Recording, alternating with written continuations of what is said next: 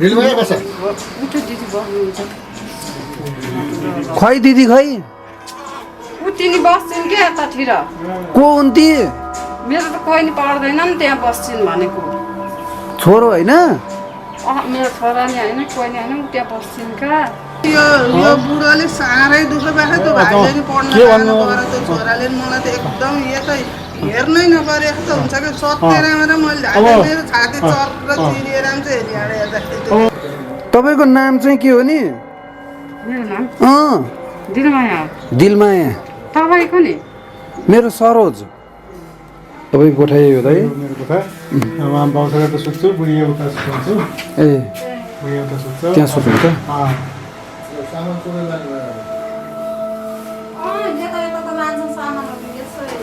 केही छैन त दाइ केही छैन अब के हुने अब केही छैन जीवनभरि सँगै बाँच्ने र सँगै मर्ने कसम खाएर 15 वर्ष अगाडि प्रेम विवाह गरेका गौरव राईको कथा सबैको मन रुवाउनेछ।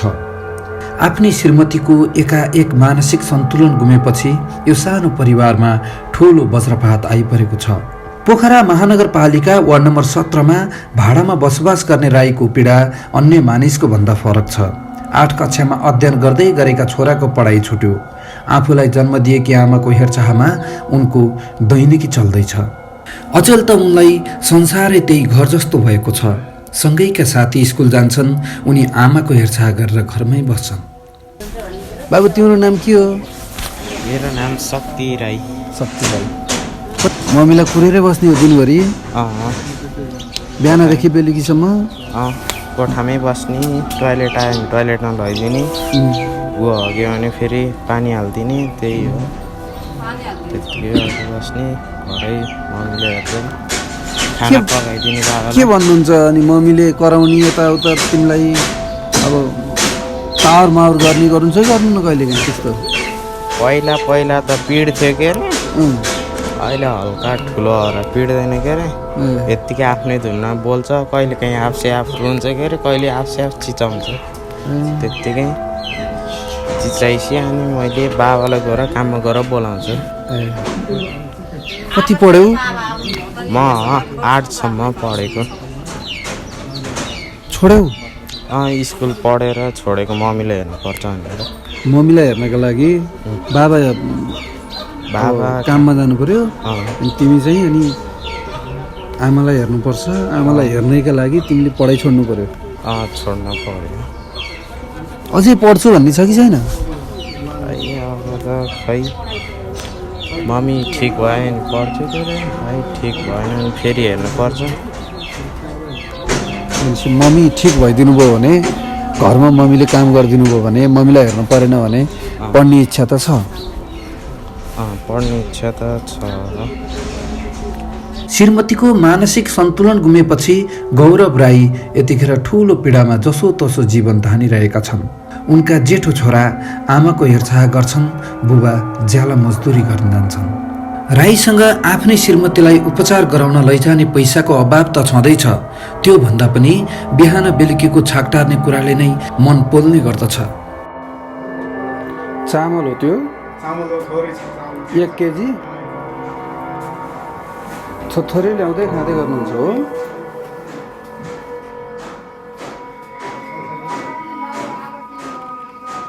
कमाइने छैन, कमाइ छैन। अब श्रीमतीले हेर्नु पऱ्यो, यता गएर चिसो गराउँ, यता गएर काम राम्रोसँग गर्नु पाइँदैन, जिन्दगी छ।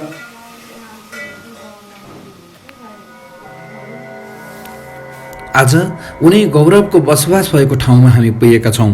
कृपया यो भिडियो हेर्नुहोला। तपाईँको नाम भनिदिनु न। मेरो गौरव राई हो। कहाँ बस्नुहुन्छ? म यहीँ यो बरालफिरभित्र यो के भन्छ कालाबाङको माथिल्लो भाग भन्छ यसलाई। ए पोखरा महानगरपालिका वार्ड नम्बर 17मा बस्नुहुन्छ। के गर्नुहुन्छ दाइ तपाईँ? म यसो अब हल्का फुल्का यसो अब यही हो, घरको मर्मत गर्ने काम यस्तो सानोतिनो गर्छु।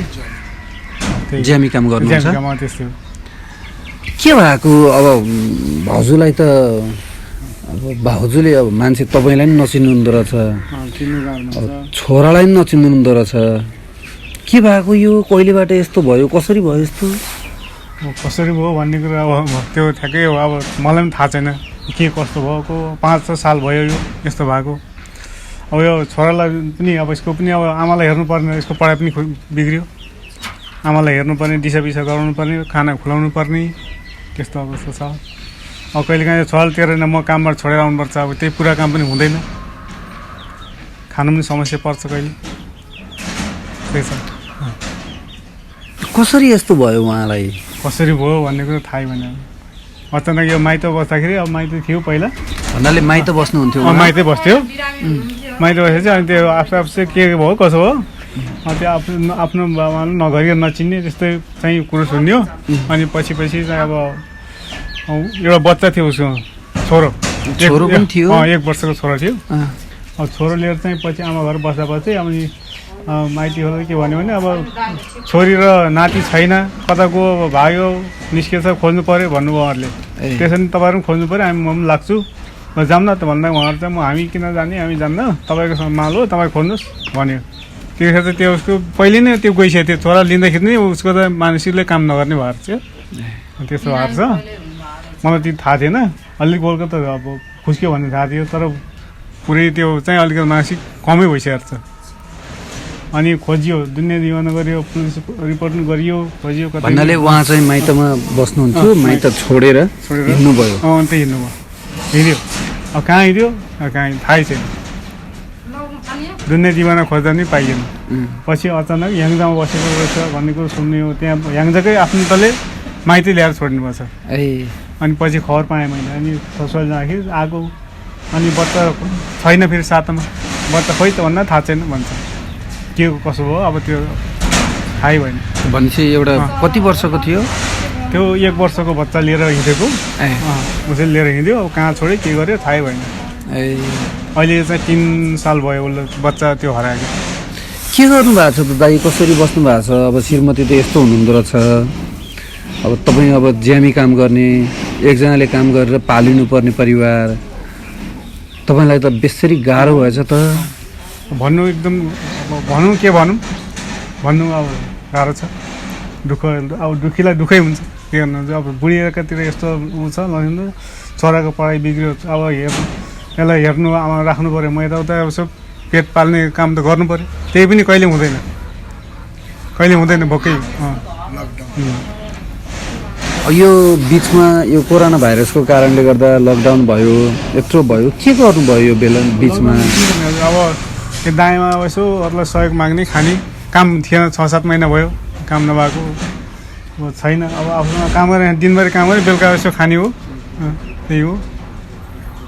यसो कसैलाई यसो माग्यो, यसो सरसर गऱ्यो, अथवा कसैले अब यसो सहयोग पनि गऱ्यो, त्यसरी नै खाइयो।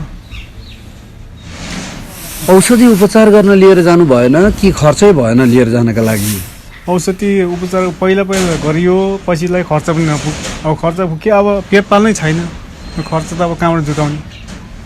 दिनभरि काम गर्यो, बेलुकी खानैमा लाग्छ, खानैमा लाग्छ। अब उसलाई लाग्छ 3-4 लाख रुपियाँ खर्च गर्न लाग्छ, उसलाई त औषधि गर्नु पऱ्यो नि, 3-4 लाख रुपियाँ कहाँबाट निकालौँ? छैन, त्यो आम्दानी छैन, अब काम दिन पुरा हुँदैन, कहिले के हुन्छ कहिले के हुन्छ, त्यस्तै छ। कति हुन्छ दाइ तपाईँको दिनमा कमाइ चाहिँ? दिनको अब तपाईँको धेरै छैन, मेरो त्यही 600-700 पाउँछ। दर्शकबिन एकजना आफ्नो ज्यामी काम गरेर परिवार पाल्दै आउनुभएका एकजना दाइ, उहाँको घरमा यतिखेर उहाँको श्रीमती मानसिक सन्तुलन गुमाउनु भएको अवस्थामा हुनुहुन्छ। लगभग 4-5 वर्ष भइसकेछ यस्तो भएको। एउटा छोरा छन्, उहाँको सानो छोरा छन् 10-12 वर्षका। उनी स्कुल जाने आउने गर्थे, स्कुल पढ्थे, तर बुबाले काम नगरिकन घरमा चुलो नबल्ने भइसकेपछि छोरा स्कुल जान पाएन, कारण आमालाई हेर्नुपर्ने कारणले। यतिखेर हामी उनै दाइसित छौँ जो दिनभरि काम गर्नुहुन्छ र बेलुकी घरमा चुलो बल्छ। काम गर्नु हुँदैन त चुलो बल्दैन, घरको अवस्था यस्तो छ। एउटी श्रीमती जो सँगै थिइन्, सँगै काम गर्थिन् पहिला, तर अहिले उनलाई एकजना गोठालो चाहिन्छ, उनलाई एकजना अगाडि पछाडि कता जान्छन्, के गर्छिन्, दिसा पिसाब गराउनेकै लागि पनि उहाँलाई एकजना मानिस चाहिन्छ। दाइ के गर्ने सोच्नु भएको छ अब अब गर्ने क्षमता मेरो केही छैन, उपाय छैन। म अब काम गऱ्यो दिनभरि गऱ्यो खानै पुग्दैन। अब उसलाई उपचार गरौँ कि अब पेट पालौँ कि अब छोरालाई पाल्नु पऱ्यो, उसलाई पनि खुवाउनु पऱ्यो। अब त्यहाँ मात्रै दिसा पिसा गरेर कामै जानु पाउँदैन, दिसा पिसाहरू गराउनु पऱ्यो, नुहाइदिनु पऱ्यो। अब काम हुँदाखेरि पनि जानु पाइन्न, कहिले कामै हुँदैन, हुँदा पनि जानु पाइन्न कहिले दिसा पिसा। अलि राम्रै अस्पतालमा लिएर जानु भएन दाइ उपचार गर्नका लागि? हस्पिटल लाने अब क्षमता नै कहाँ छ र? कसको अरूकैमा बस्नु भएको दाइ? यो अरूकै हो, यो भाडामा बस्नु, भाडामा बस्नु भएको? भाडामा हो। आफ्नो घर भइदियो त यस्तो कहाँ हुन्थ्यो? बेचेर भए पनि औषधि गरिन्थ्यो नि, उपचार गरिन्थ्यो। भाडा बस्नु पऱ्यो। कति भयो तपाईँहरू यहाँ बस्नु भएको छ? लगभग मेरो त यहीँ यो कोठामा बसेको चाहिँ 2-3 भयो होला ल। बस्ने चाहिँ पोखरा 17 हो, तर अब दायाँमा सर्दै आउँदाखेरि अहिले यो घरमा भाडा त तिरिरहनु भएको छ? भाडा त अब कहिले त पुग्दैन तिर्न पनि, कराउँछ घरभित्रले, भाडा दिनु सक्दैन निस्केर जाऊ भन्छ। अहिले तिरिरहनु भएको छ? अहिले पनि तिर्ने छैन खासै, अहिले तिर्ने क्षमता छैन। कति भयो तपाईँले भाडा? अहिले एउटा कुरो लकडाउन छ, लकडाउनमा काम भएन, त्यो थपियो, भाडा थपियो, भाडा थपेपछि तिर्नु गाह्रो छ। यतिखेर काम पनि भन्ने समयमा हुँदैन, खानु त गाह्रो छ, कोठावाला कसरी तिर्नुलाई नि त भन्छु। अब तिर्ने अब काम गरेर तिर्नुलाई भन्छ, तर अब कहिले त त्यही पनि पुग्दैन, खानै पुग्दैन। गाउँको घर कहाँ दाइ तपाईँको? मेरो उदयपुर गाईघाट हो। उदयपुर गाईघाट है। कति भयो तपाईँ उहाँबाट पोखरा आउनु भएको? पोखरा आएको 17-18 भयो, यहाँ पोखरा बसेको 17-18 वर्ष भयो। यो श्रीमतीले गर्दाखेरि साह्रै दुःख पाइयो। तपाईँको एउटा मात्रै छोरा? छोरा त 2टा भयो, अहिले चाहिँ एउटा मात्रै। कति पढ्यो छोराले? 8सम्म त गयो, त्योभन्दा माथि अब आमाले गर्दाखेरि आमाको चाहिँ उसको अब हेरविचारको लागि राखियो, छुट्याइयो उसलाई। अब भनेपछि छोरो चाहिँ घरबाट यताउता कहीँ जान पाउँदैन? पाएन, निस्किनै पाएन ऊ। आमाको उपचार दिसा पिसा गराउनु, खुलाउने, अब त यताउता गर्ने, बाहिर निकाल्ने, नत्र ऊ भागिहाल्छ। सर्न राख्ने, भित्र ठुन्ने राख्नु नमिल्ने, मिलेन। अब मर्ला भने डर, मरेन आपत हुन्छ एकातिर। यसरी गाह्रो भएर छ दाइलाई? एकदम कति गाह्रो त अब भन्यो, यहाँ साध्य छैन, सीमै छैन भने।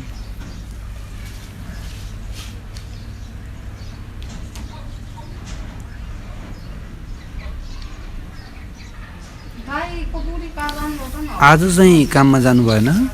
आज कामै थिएन, गइएन पनि। कहिले हुन्छ काम, कहिले हुँदैन। काम पनि अब दिनदिनै नहुने त्यस्तो छ।